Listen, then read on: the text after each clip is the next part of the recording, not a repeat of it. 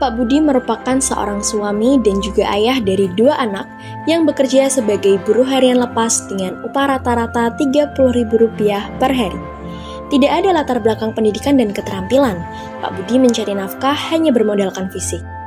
Wilayah tinggal Pak Budi sangat terisolasi dengan segala kondisi terbatas. Terbatas pada akses teknologi, terbatas pada akses sarana dan prasarana, maka menjadi wajar jika informasi bantuan ekonomi sulit tersebar di desa Pak Budi. Daerah lahan di desa Pak Budi relatif luas, namun luasnya lahan menjadi percuma sebab segala keterbatasan tersebut. Kondisi kini diperparah dengan kenaikan harga kebutuhan pokok yang terus meroket, semakin mencekik masyarakat miskin. Nyatanya di Indonesia, Pak Budi tidaklah sendiri. Ada 10,8 juta penduduk Indonesia dengan kondisi yang sama seperti Pak Budi. Dalam perekonomian, kondisi Pak Budi ini disebut dalam golongan kemiskinan ekstrim. Jumlah penduduk dengan golongan kemiskinan ekstrim terus meningkat sejak pandemi. Selain itu, peningkatan kemiskinan dalam kategori miskin juga mengalami peningkatan dengan jumlah yang lebih besar mencapai 27 juta pada tahun 2021. Dengan kondisi ini, pemerintah Indonesia tidak tinggal diam dengan mengalokasikan berbagai bantuan sosial yang ditujukan kepada penduduk miskin. Namun dalam keberjalanannya, ditemukan berbagai tantangan seperti yang dialami oleh Pak Budi, yaitu tidak sampainya bantuan tersebut ke tangan Pak Budi.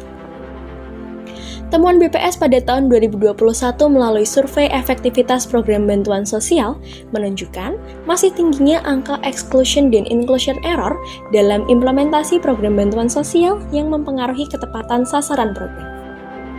Sebagai wujud nyata dan usaha dalam pengentasan kemiskinan, kami merekomendasikan 2 kebijakan yang dapat dilakukan untuk menghapuskan kemiskinan ekstrem pada para pemangku kebijakan.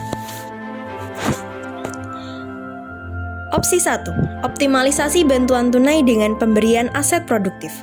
Untuk mengoptimalisasi kebijakan opsi ini, kami memiliki beberapa rekomendasi kebijakan seperti 1. Bantuan tunai diberikan kepada penerima yang telah terverifikasi dan adanya penetapan periode pembaruan data. 2. Pemberian aset produktif kepada setiap keluarga didasarkan pada analisis potensi daerah dan profil keluarga. 3. Diberikan jangka waktu maksimal periode penerima bantuan tunai dengan perhitungan yang didasarkan pada estimasi keuntungan aset produktif yang diberikan. 4. Pembentukan badan atau lembaga yang berfokus untuk mendampingi pengembangan aset produktif masyarakat penerima bantuan. Beberapa kelebihan opsi ini sebagai berikut. Penetapan maksimal periode pembaruan data mendorong penerima bantuan tunai serta pihak terkait untuk memperbarui data secara berkala agar bantuan tunai dapat dicairkan serta dapat meningkatkan ketepatan sasaran. 2.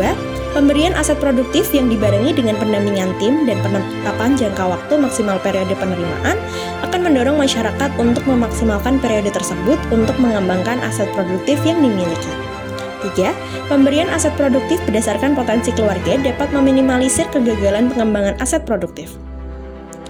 Namun, terdapat beberapa kekurangan dari kebijakan ini sebagai berikut. 1.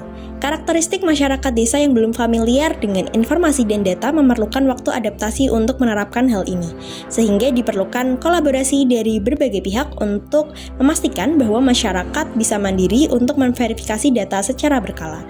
2. Masyarakat miskin dengan tingkat pendidikan yang rendah tidak terbiasa dengan budaya mengelola modal dan sumber daya secara berkelanjutan, sehingga diperlukan pendekatan secara personal berdasarkan karakter dan budaya mereka untuk membangun kebiasaan dan keterampilan baru dalam mengelola dan mengembangkan aset produktif yang dimiliki.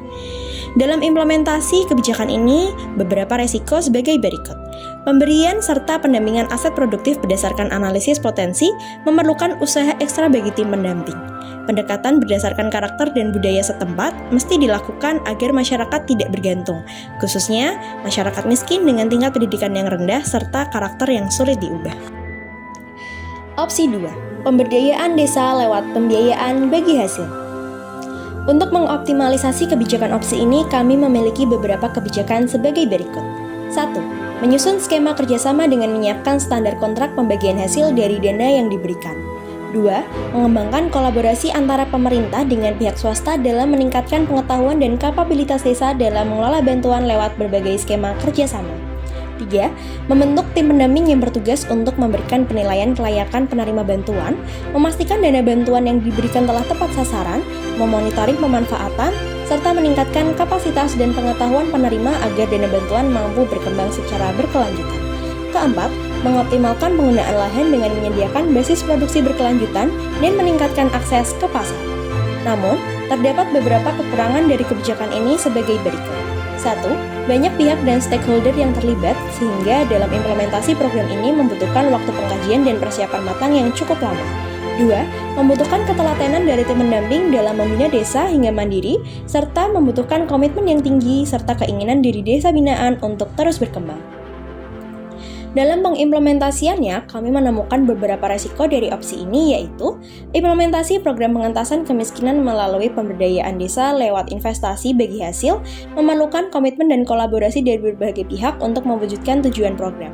Selain itu, diperlukan regulasi dan panduan yang jelas agar tidak timbul permasalahan hukum di kemudian hari. Di antara dua opsi kebijakan tersebut, kami merekomendasikan opsi kebijakan pertama, yaitu optimalisasi dana bantuan tunai dengan pemberian aset produktif menjadi kebijakan utama yang didahulukan dan dapat ditekankan. Meskipun, pada dasarnya dua opsi kebijakan di atas dapat diterapkan mengingat sifat yang saling melengkapi satu sama lain, baik dalam jangka waktu pendek dan juga dalam jangka waktu panjang. Kami merekomendasikan kebijakan pertama untuk didahulukan karena kebijakan tersebut mampu menciptakan iklim untuk mendorong masyarakat yang lebih mandiri dan berdaya. Bantuan tunai yang diberikan serta dengan pemberian aset produktif harapannya dapat mendorong masyarakat miskin untuk memiliki pendapatan yang berkelanjutan. Pemberlakuan periode jangka waktu pada pendataan juga penerimaan bantuan harapannya dapat mengatasi persoalan ketidaktepatan sasaran dan mendorong masyarakat untuk lebih mandiri dan berdaya.